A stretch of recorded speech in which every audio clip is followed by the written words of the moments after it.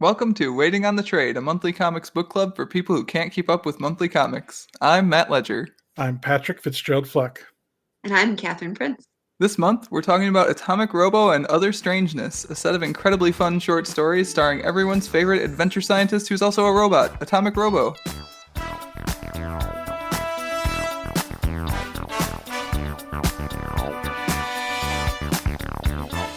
This book is written by Brian Clevenger, features art by Scott Wegner, Rhonda Pattinson, and Jeff Powell, and was edited by Lee Black. Now, in case you need a refresher.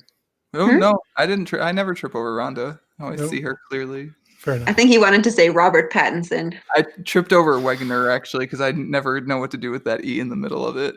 Wegner? You said it. You said it right this time, but before you said Wegner, I think it's Wegener. You think it is? Is it Wegener? I don't know. I've never heard it said out loud. Anyway. Ask him when we post the podcast. Clevenger and Wegener. The dream team. So in case you need a refresher, I don't, because I was reading this comic 5 minutes ago before we started.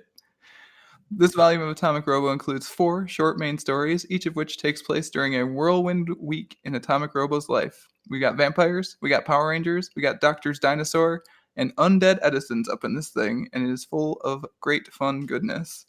Let's talk about it. It'll be great. Shall we discuss? 45 minutes to get through 2 minutes of intro. Did you mean to say Doctor's Dinosaur instead of Dr. Dinosaurs? That's what I was wondering. No, I flipped it on purpose.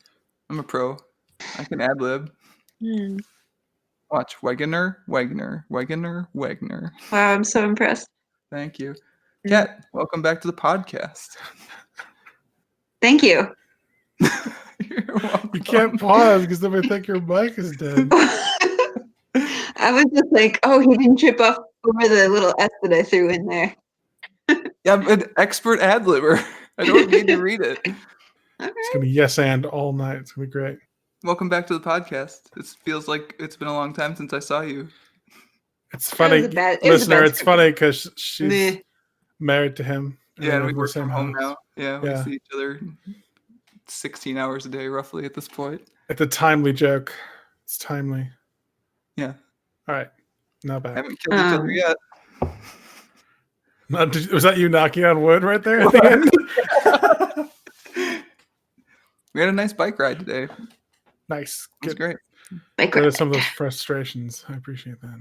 Fish and chips and beer in the middle of it. It was wonderful. Oh, nice. Got to recarb up. I understand. It was a lot, actually. It was really good, but it was a lot. Well, yes. Welcome, Kat. Welcome. Thanks. What was the question?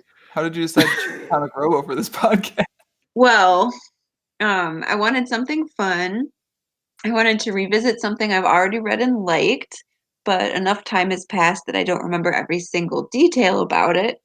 And because my attention is split into numerous different side projects these days, this particular volume of Atomic Robo is nice because all 4 stories can stand alone and you don't have to sit down and read them all in one go. This is true. I believe there was also some discussion of which of these 3 choices that I'm waffling between will Pat like, and we settled on this one of the 3 choices around. What were the other This 2? is specially curated.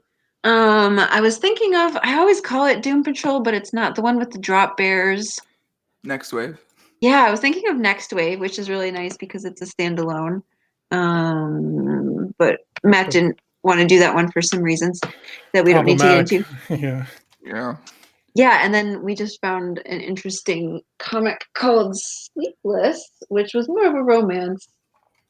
Sweet list? Sleepless. Sleep. Okay. Sleepless.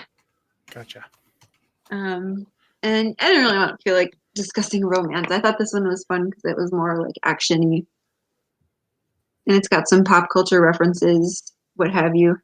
Yeah, no, I think you chose well. Pat's oh my God, I'm going to do it. Oh my God, I did it. You called her Pat? Yeah.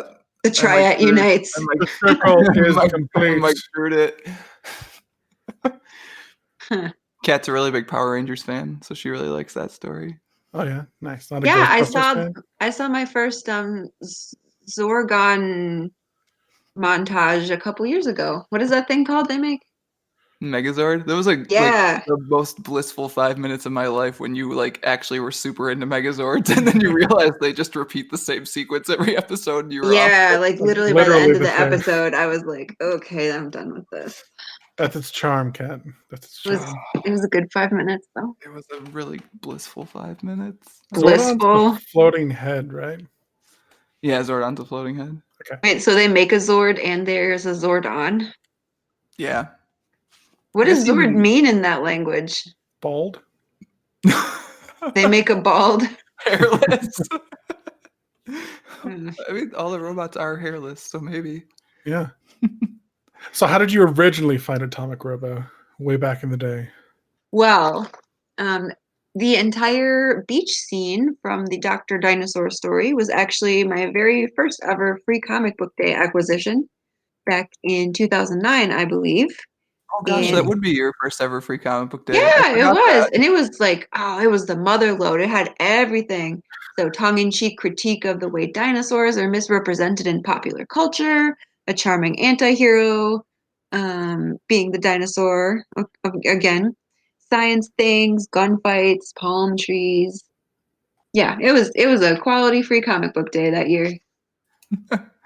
I just realized 2 of the books you've chosen at this point are free comic book days books for you because we it's a shtick that works. I feel like a lot of the things I end up really liking, I find for free at one point. Yeah, look at Matt. Hey-o. He's so cheap. Yeah, that was that was a really great free comic book day because it was when we were in Australia. So we took the train into Perth, and I think we went to both comic shops there, though I may be misremembering that. But like between I think 4 or 5 of us went. Like we came back with a pretty big chunk of comics and just like traded them around and like left them in the living room at the flat we were staying in the student village. And of all those, this is actually the only one I remember. Yeah, I think well, there's some Batman comics. You wouldn't care about those. Let's see. I'm trying to think of what else we got for free comic book day there. And like, yeah, you're correct. Yeah, that's the thing with me. I'm not really big into superhero comics, so I almost never would choose one unless it was a sort of like a critique of superhero comics like The Boys or something. I don't think have you read The Boys? Yeah. Well, not the full series. I'm making my way through it. I'm surprised. She likes The Boys like 200 times more than I do. And I'm not really a big fan of the comic, but good for you. That's because you guys like superheroes, I'm assuming. But anyway, we're not here to talk about The Boys. No. I mean, in a way we are, because like I think a lot of the reason you like this and I like this is because it's basically Indiana Jones if he was a science robot. Sort of. Indiana Jones was an anthropologist. Atomic Robo is a little bit more of a STEM guy. Yeah, I mean, yes. The hard science. Whereas it is very pulpy. Yeah, and like just kind of can drop him into whatever adventure you want. Like you can literally just say like "and other strangeness" at the end of the title. It's like, oh, okay, that's going to be an Atomic Robo story. It's like a Flash Gordon kind of thing. Yeah, for sure. But Pat, this is your first. I believe so. I want to say I probably read some being around you two for so long. I probably have. I don't know. Do you secret yours away? Access to it's never lying out on the coffee table. It's on a bookshelf.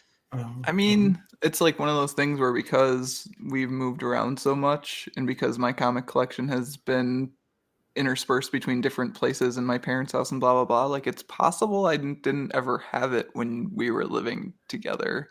Oh, well then. Theoretically. I mean, it felt familiar, but yeah, I think, definitely these 4 stories are new to me. How did you feel about them? I felt good about them. For asking. Yeah, and like it was actually a conscious decision to not start with the first Atomic Robo, which is more of an introduction to the character, because this one just kind of it feels more like it contains more of the essence of what the comic's really about. Sure, gets all that character setup out of the way. I mean, I think the first volume is actually really similar in that it's a bunch of short stories also that are somewhat interconnected, but I think this one Much more is better interconnected. because they've had 3 volumes to work out the kinks by then. Like the first issue of Atomic Robo is actually kind of generic. Well, this one has Dr. Dinosaur, which is the other main reason I picked this one because he's awesome. He's pretty great. Him and his crystals. Or what's his real name? His. So yeah, Pat, I gave you an ultimatum over text message, and I told you that if you don't fall in love with Dr. Dinosaur, we have to end the podcast. So do we have to end the podcast? I was under duress, but I did eventually fall in love with him, so we're fine. Oh, thank goodness. We can keep doing podcasts. Yeah, so I guess which story was your guys' favorite? So just to be clear here, there's 4 stories all set in the same week. The vampire's job interview, the Power Rangers story that aren't really the Power Rangers, Dr. Dinosaur, and Edison's ghost. And for me, I would choose the Dr. Dinosaur one. Yeah, I would also say Dr. Dinosaur because it feels like the more complete story of the 4. Which is kind of funny, given that half of it was a free comic book day story, and the other half was made up for this, like to make it into an issue of comics that people would buy. Oh, really? That's Yeah, funny. yeah. So like I don't think the first page of that story is actually in the free comic book day one. Kat, you can correct me if you call BS. I don't really. It just I mean, again, it opened- was 11 years ago, so I don't know. Yeah, that's fair. I think it just opens with him on the island, just like yelling at Dr. Dinosaur. It doesn't give you the context of like, oh, he's going to the island for a mission, which I think is actually kind of cool that they're willing to just drop you in it like that in the original one. I think the framing page is to set it within this week that this miniseries takes place within. But yeah, and then I think basically until the explosion is the free comic book day, and then everything after that, where like he and or Atomic Robo and Dr. Dinosaur in the lab together, is added on to make this into an issue of comics for the miniseries here. Yep, just the beach scene. Oh, really? That's pretty short. Yeah, but it was good. Like it got us to buy. I'm looking down over here at the bookshelf. 12 volumes of Atomic Robo, so it did its job. Nice. What about you, Matt? What was your favorite? See, I really want to be a hipster and say it's the Power Rangers one for nostalgia reasons, but it probably is. It's just still the Dr. Dinosaur one. Are hipsters into Power Rangers? Well, I just want to not choose the obvious option. I think the Dr. Dinosaur one is so charming that it's easy to fall in love with it, and like it makes sense that it's all of our favorites. I've got to say, it was kind of close for me though.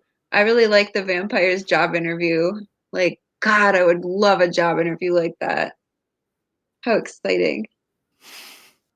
That interdimensional vampires attack in the middle of? Yeah, where the obviously more qualified candidate is eaten by vampires within like 4 minutes of Good news, you got interviewing. the job. Bad news, you might not want the job. What do they call it? Action science? Is that what they're saying? Yeah, Action geology. Yes. which is cool. I guess do we want to walk through the stories in the order they're in the volume, or do we want to walk through them in order Let's from do it. order from the volume? Okay. Well, so we were already just talking about the vampire one, so we may as well give it a go from there. Vampires. Mhm. I really enjoyed the bit in that one near the beginning where Robo's secretary like suits up in the army helmet and like just like grabs a gun from under his desk and is like, He's ready this to is go. just another Tuesday to him. And I think Bernard is a character that was introduced in a previous volume, so this is kind of a flashback if you start from the beginning. Because like by the time you see Bernard in the present day, this is set in the 90s. He's kind of bald and he's been there a while and nothing really phases him anymore. Well, I guess he's still sort of a nervous fellow, but Yeah, but like Bernard is probably between him and Jenkins, he and Jenkins are the characters that recur the most often as Tesla 9 staff for sure. I'm pretty sure Bernard is in volume 1 in at least one of those stories, though I would have to double check that. So is Atomic Robo a creation of Tesla? Yes, sir. Oh yeah, I guess let's answer that question. How did you find just like jumping into this without actually getting any of the backstory? Was it easy? I mean, you still enjoyed it, it sounds like, so there's at least that. I did, but me being me, I was missing the backstory, especially when I got to Edison's ghost. Because So that there's actually, a like, history here. we actually don't have the background on that as readers either. Like when you read this Oh. volume right when it You came do, out. you do. You just need to read a history book. Yeah, you know Well, that sure. Edison and Tesla had a rivalry. Yeah, but then like spoilers, the actual next volume of the story is set in what 38 or something. Oh, it flashed it back. Yeah, and that the mini series is like kind of Atomic Robo's origin story in a way, like not him being built, but like him becoming an action adventure hero, sort of. Oh, okay. Well, that's cool. But yeah, that one's interesting because like as readers, outside of the Tesla Edison fight that everyone kind of knows about at this point, we don't really have the backstory for how he becomes a flaming skull ghost either until later on. I mean, how much do you really need? Sometimes it's just like, oh, this is happening. True. Yeah, so Robo is a creation of Tesla. No one really knows how he works or how he was built. And Well, for it's atomic, I would assume. I mean, that's an assumption. Well, I feel like a safe one. Well, we all contain atoms. This is true. Well, actually, woman's splaining. Yeah, so he like gains control of Tesla's inventions and company after Tesla dies, essentially, and goes on to kind of be the CEO of Tesladyne in perpetuity. Cool. And that's most of his deal. He also like works for the military sometimes until he gets fed up with them. Yeah, I think Bernard and Jenkins recur the most often throughout the series. And it is really cool to see Jenkins go from this guy who's really frazzled on his first day to You're just not like, talking about Jenkins, sir. You're oh my talking about God, Bernard. you're right. Oh, I don't know. I think I might Jenkins be. doesn't get frazzled. No, Jenkins does not get frazzled. What did you think about Jenkins, Pat? I enjoyed him. I mean, it seems similar to like the Butler character that's like ready for anything, kind of, which I appreciate. So he's Alfred, but for Atomic Robo. Basically, yeah. Sort of. I get that comparison, but at the same time, I don't think Alfred's out there ripping up vampires. I mean, give him the chance. I'm sure Pennyworth would show a thing or two. So it's actually not in this issue, but I believe the backstory with Jenkins is Atomic Robo rescued him from the vampire dimension. Oh, so that's why he's so brutal. I understand. Well, that's why he's good at killing vampires. Kat, I know you appreciated that like the people in these stories look like real people, what made me think of that is I was thinking of the scene where Jenkins is just like going down the hallway, sort of like rescuing people in chains of like people who got left behind and got left behind and left behind. And I think her name is Miller. Like what always stands out to me is like she has a really big nose. And like that's endearing. I don't know. And I enjoy that in these comics, like people are mostly fit still because like they're action scientists, right? But like they also get to look like real people, which is nice. Sure. Like all the Power Rangers have different builds, which is cool.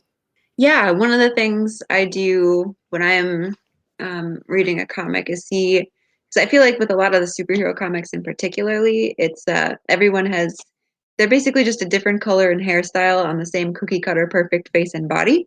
And when the art looks like that, I can't take the story seriously. So it's nice when people actually look different and the effort is put into making them all unique characters. And also when the female characters are not over sexualized. They're not wearing skimpy outfits. Their hair is actually pulled back when they're doing action scenes.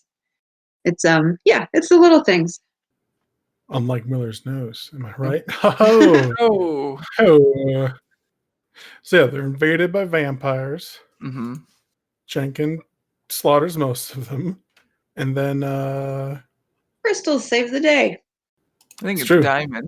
That's a crystal. Is it? I don't know. I'm not a geologist, as I've said many times. Are diamonds crystals? He typed. I don't think so. A solid form of the element carbon with its atoms arranged in a crystal structure. So, point cat, I think. But don't crystals grow?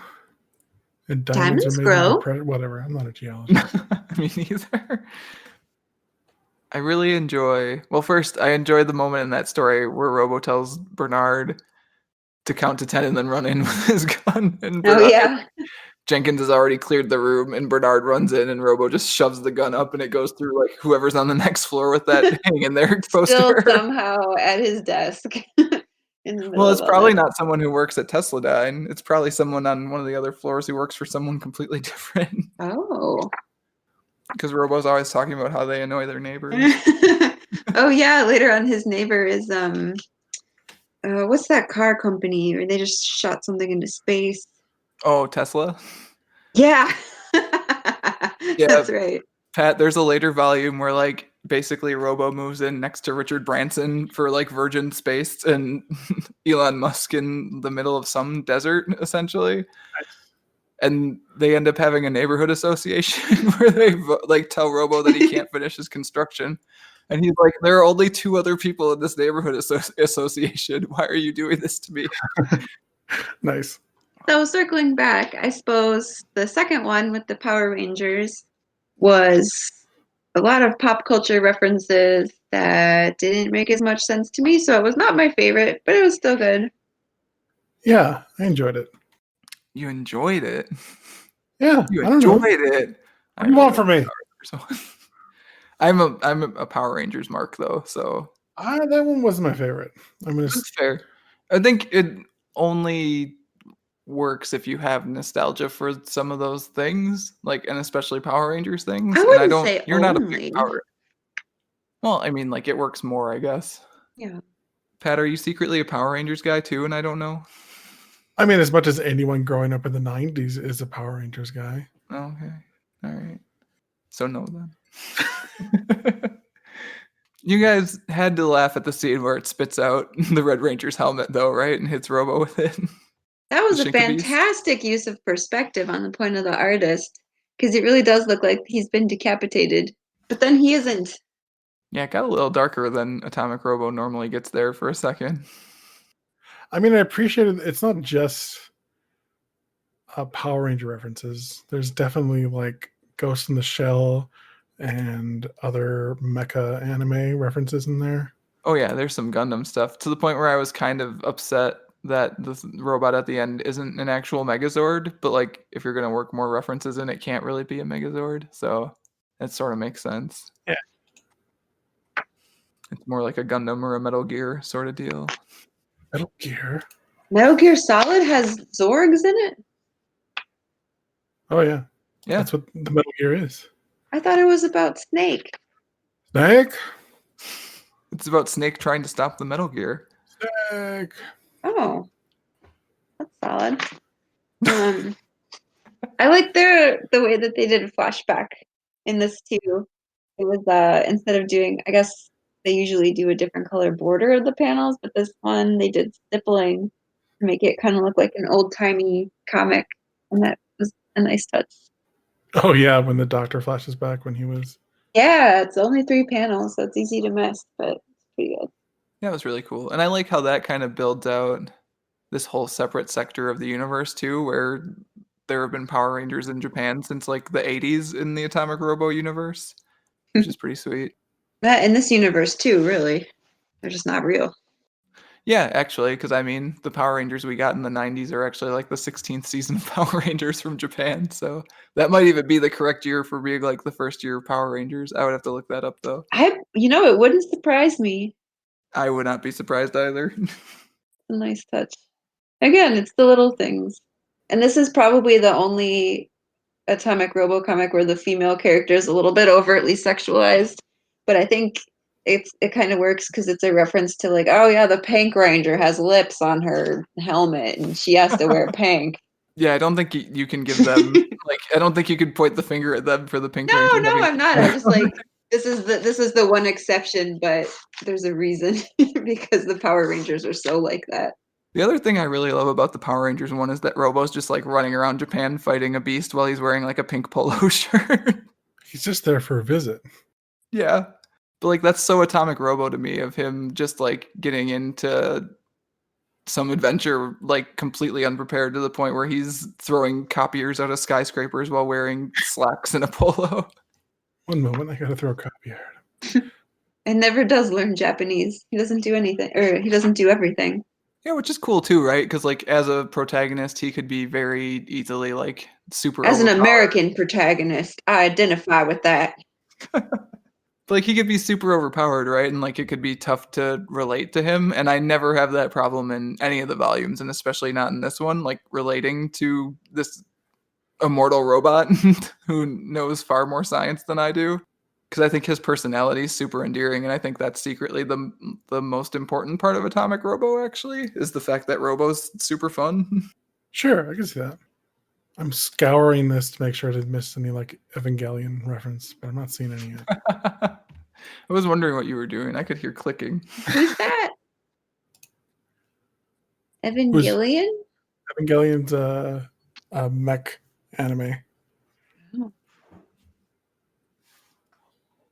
It's weird. Undoubtedly. I've never seen that one actually.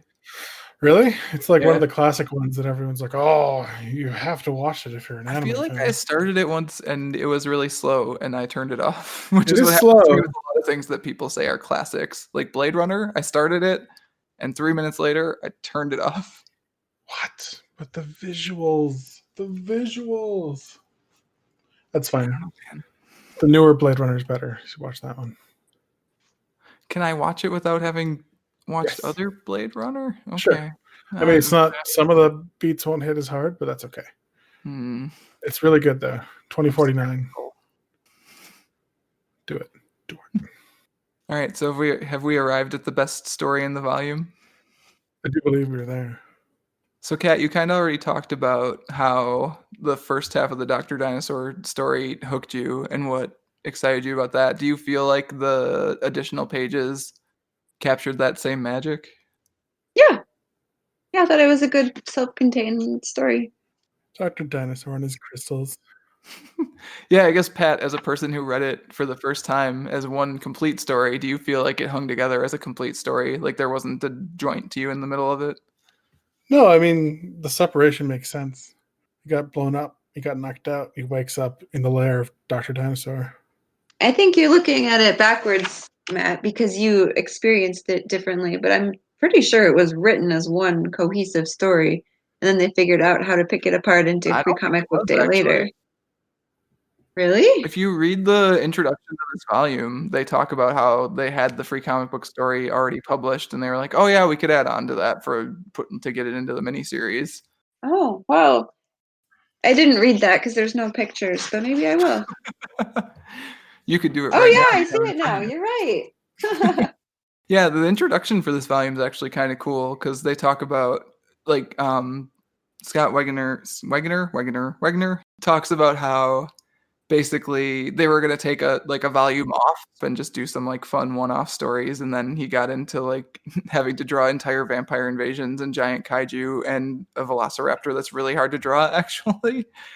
And then in the writer's page in the introduction, which follows, and he's already read the artist's page, he says like, "Yeah, those were all your ideas, man." So that was kind of cute and fun. But like you could tell whenever these guys write introductions for these volumes that they have a ton of fun making this comic and that they really like making this thing that they own and that people can interact with in the way that Kat prefers to interact with comics, where you can kind of pop in and out and they're fun stories and you don't really have to follow along or get wrapped up in mega soap opera nonsense. Now, Kat, you're a big fan of Saga, though, right? See, I think, Matt, that you're misconstruing. I enjoy that short one-offs exist, and I wish there were more of them because that would make me more likely to invest in owning a copy myself if each one of these is $20. But I also like some of the longer running series like The Boys and Saga and Hitman. Oh, so there's a difference between things that have a long run but they have a plot arc and things that are just kind of going on 50, 60 years recycling similar plot points and just kind of, I don't want to be disparaging or anything, but like I like things that have an arc in the story that has a clear ending. I don't like it when things just kind of go on and on and on. Sure. I mean, I told you how I felt about having just read Batman 100 this week, and I felt kind of the same way that I think you feel about superhero comics in general, where that story was like another Batman versus Joker. This time everything's going to change story. And even by the end of that story, nothing had changed. So I definitely get what you're saying. Well, I mean, yeah, the superhero comics, it tends to be like all the females are a little over sexualized and it gets kind of annoying. And then again, same cookie cutter, perfect face and body. So those are two things that get in the way. God, I think what like part of what made me fall in love with the series was just like the page-long explanation of how if you traveled 1 second in time, you'd basically be off of the planet Earth, like choking in space. I have thought of that before. There's a reason the TARDIS moves in time and space. Gots to. You gots to. But like that's what sold me on this comic being smart and well constructed. Like, Well, I was just gonna say it's really hard to animate. It's hard to animate, not animate in terms of, turn into video, but animate in terms of facial expression. The faces of animals, especially reptiles, which don't tend to have much facial expressions. So They don't have lips. It's tough. he's so great at being deranged looking. those wacky eyes, like his eyes and then Robo's eyes, and especially this story, but all the stories, like you get so much emotion out of Robo's dumb metal eyelids. That's Like, right, because Robo doesn't really have a face either. no, but like you know exactly how, like what he's feeling every single panel between either his body language or his eyes. Yeah, kudos for not having a mouth or nose. Well, you don't really need a nose to have facial expressions, but at least the mouth and the eyebrows, those are usually pretty key, and Robo does do a great job without those two. You will Well, believe that a robot I can guess be it's not annoying. Robo, it's Scott Wegner. Wegner. We're gonna go with Wegner just for now. Yeah. If we messed it up, I apologize. Sorry, I'm just reading Dr. Dinosaur lines now. Dude, I was reading them, so I read it once earlier this month, I think. Once a day ago, and then I read it again today quick before we started because I wanted to do it. And I just like I didn't get through the Atomic Robo one before or the Dr. Dinosaur one before we started because I just got stuck laughing at all the good gags in the Dr. Dinosaur one. Basically everything he says could be a bumper sticker. Come here and capture me with your disgusting forepaws. Can we pick our favorite Dr. Dinosaur lines? Because I think I have one actually. I don't know one offhand. Well, you've got the book in front of you, so you can even just quick look.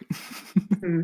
Mine, I think, is pray that I do not demonstrate my mastery over the flow. Oh, with the ebb and flow. Yeah, the ebb and flow thing. So good. It's either like my favorite gags, I think, are either between that or when he turns the blue light on and off with his tail. It's ambiance. It's just there for show. Because he's Actually, such a crazy dinosaur. I quite like that he's always calling people mammals as a derogative. I actually accidentally did that at work last week. To who? Oh, I was on a Zoom call and I was like, oh, they don't, because it was about, science stuff. And I was like, oh, people never appreciate what they can't see, typical mammals. And I was like, oh no. Pat, what's your opinion on whether the crystals actually do anything or not? Oh, they obviously do. Okay. I'm not going to question the genius of Dr. Dinosaur. Fair take. Insane with genius. But first, I'm going to take you apart piece by piece and mail your head to an important governmental body. How? With science! That is for me to know and for you to die. And apparently, the last panel of that story is a Wolverine reference. Oh, with the multi-tool that he's holding on to? With spatulas Which and I stuff? just sort of suspected, yeah, based on the spatulas, but not confirmed. I was gonna say I can explain that one. It's a story where the X-Men have like just fought the Hellfire Club for the first time, and the way they got rid of Wolverine in that is what's his name? Is it it's Harry Leland, I think. Anyways, his power is just to like be able to control things mass. So he makes Wolverine super heavy, and Wolverine falls like into the sewer essentially. And the end of that comic is Wolverine like in the sewer going like, now it's my turn. Now it's my turn. And the entire next issue is just like Wolverine tearing his way back up the building in like Die Hard style. But yeah, I do appreciate that they have those kind of references for the people in the know. Yeah, and I also I appreciate that you can read the comic and not have to care about them too, because that's a fine line to walk. Like you can read the Power Rangers one, and if your Power Rangers nostalgia is not super strong, like it's still fun and exciting. And if you read this one and you don't get the Wolverine panel, like it's still a cool way to end a comic, right? Mm-hmm. Yeah. So the next one is the Edison's Ghost. Correct? Yeah. Yeah, it is. I was just remembering my favorite bit about that one is the corporeal incorporeal test where they throwing a piece of paper through it. It specifically reminds me of some of the times where I've seen Kat go out in the field with just like Tupperware jars and bottles of dish soap to go do science. So I thought that one especially maybe played in her wheelhouse as they're performing all these like kind of antics scientific experiments. Hey man, Not all science doesn't glamour. always take fancy Science has instruments. a lot of milk bottles, like milk gallons. Science has a budget if you don't work for the Department of Defense or something. Even they have a budget, I'm sure. So I wanted to ask you, Kat, what is the either weirdest or most hodgepodge MacGyvered science experiment or field work you've done? Because I'm not sure I know. I don't know. I mean, that's something I'd probably have to think on longer. I guess off the top of my head, we were doing some stuff in Cambodia where we were supposed to be looking at all the jungle animals, but the only thing we were catching was rats. So we had to just keep taking these rats and their cages that we caught every night and then putting them in Ziploc bags and weighing them and then releasing them.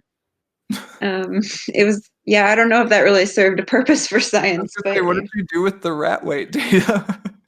I don't know. I mean, I wasn't in charge of that project, but I was like, all right, we're weighing rats. That's what we're going to do today. Yeah, that's about on the level of tossing a piece of paper through a ghost. Ziploc bag was just to keep them the gallon size. The instruments or what? Well, no, you just you put them in the Ziploc bag. You don't seal it, but then it keeps them from biting you because rodent bites they have a lot of pounds per square inch in those 4 teeth. So it's quite a bite if they get you.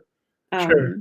Yeah, so you put them in the Ziploc bag and then you can handle them by touching the bag instead of trying to keep their little paws,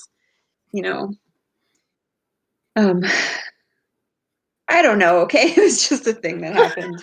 No, can I tell you, I'm not disappointed in this answer. I'm very happy about it, actually. I'll take note of it. I'll stock up on Ziploc bags. I know what you're getting for Christmas. Oh, no.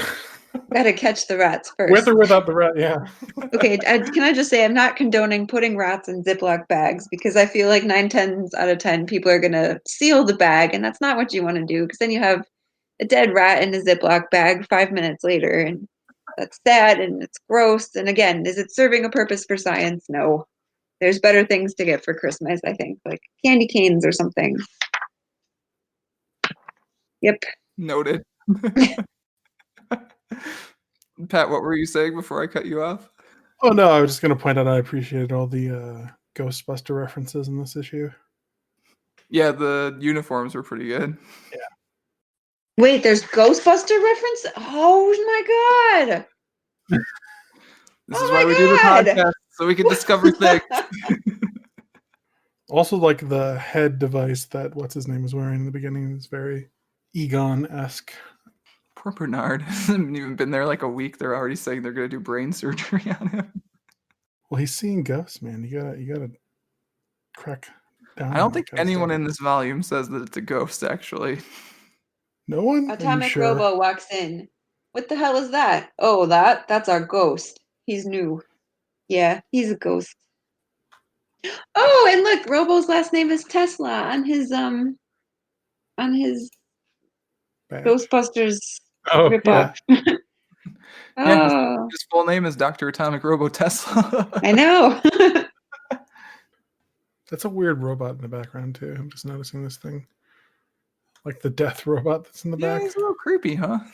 What's going on with that? I don't think I've ever seen that thing again. What do you have in the conference room? I don't know. Death robot. Death robot. It's all good. Yeah. But yeah, I kind of like how this one seems like it's also just going to be sort of like a monster of the week sort of thing, and then you realize that it actually means a lot more than that to Robo by the end of it. I think this comic overall does a really good job of building a big world that's interconnected without asking you to have to follow it too much. Although in the later volumes, it gets to be, I don't know, a little bit of a, like it asks you to track the continuity a little bit more. You need to know your Robo lore. Yeah, a little bit actually, to the point where the later volumes I kind of thought were not, or like were not as good as the earlier volumes, and I think part of what happened is it just was using callbacks to things that I hadn't read for like 8 years. Oh, So I don't know. I'm more up on the later volumes since I did a big reread this summer, because turns out I've got a lot of time on my hands to read things sometimes. makes sense. What with the whole lockdown. You don't have to explain that part, Matt. You inferred it. For history, someone might listen to this years from now and not even remember. People would want to think you're a shut-in. No, of course not. I went on a bike ride today, Pat. And he had carbs.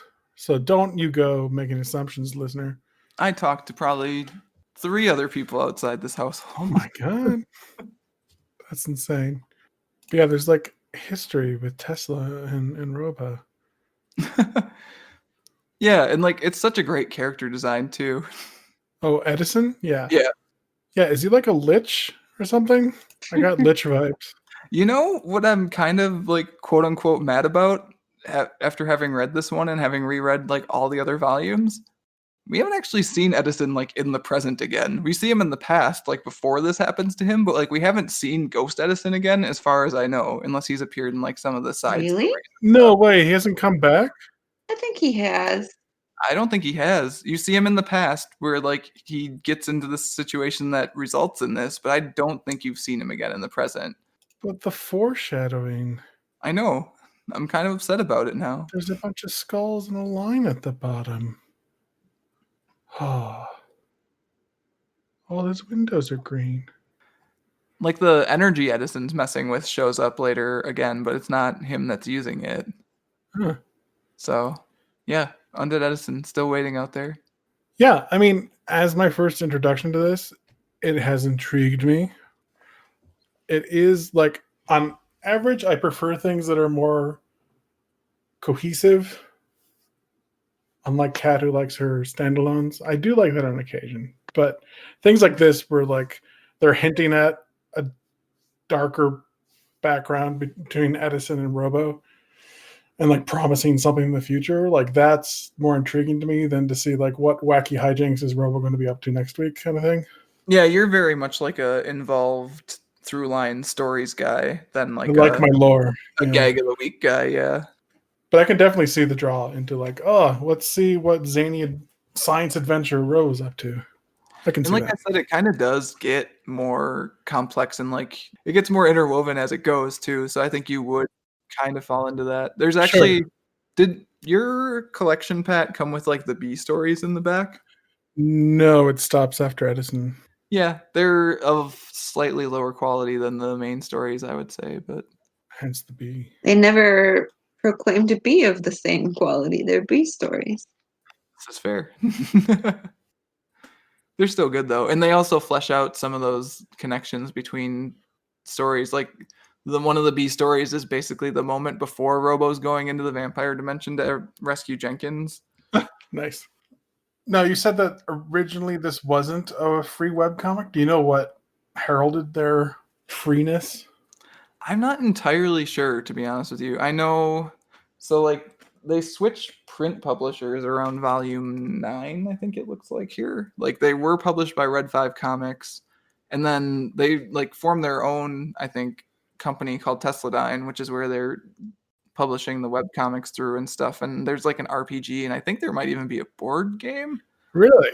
Like I think they just realized they could make more money taking ownership of it themselves, and then they're still putting print collections out via Oh, IDW. they've got a Patreon too. Nice. Yeah, so they're doing that also. I think they just kind of wanted to change it up, and because this comic is theirs and they own it and it's always been their experimental thing, they could. So No, I appreciate them offering it free to whoever wants it. It certainly widens your audience a great deal. Man, remember comic book stores? I just went in a comic book store the other day. Nice. Very quickly, but I did not go in a game store today because I was like, I'm not going to buy anything because we don't have a backpack to bike it back with. So all my board games have so much dust on them. I've got to air out that. I feel like a widower who's like locked away the bedroom. Just no, don't. I haven't touched anything since they've died. I'm over here slowly selling magic cards, man. I get you. Everything is as it was. Don't go in there. It's like the rotting corpse of my lovers in there. Don't do it. So yeah, Kat, good choice. Atomic Robo. Okay. Would you have any suggestions if I wanted to read something similar, but not potentially this? I actually had one more question if we want to do that. I'm sorry. Okay. So, well, I guess so. Pat, you said you would read more of it. Yeah, I mean, especially because it's free online, I don't really have an excuse not to. So. This is true. Although that doesn't stop me from having an excuse ever. So in that vein, I wanted to ask you, Kat, is this your favorite volume of Atomic Robo as far as you know? I don't know, honestly. It's been rather a long time since I read them. Since, like I said, this was 2009 when they first started. So, were you tempted to reread them? Yeah. Okay.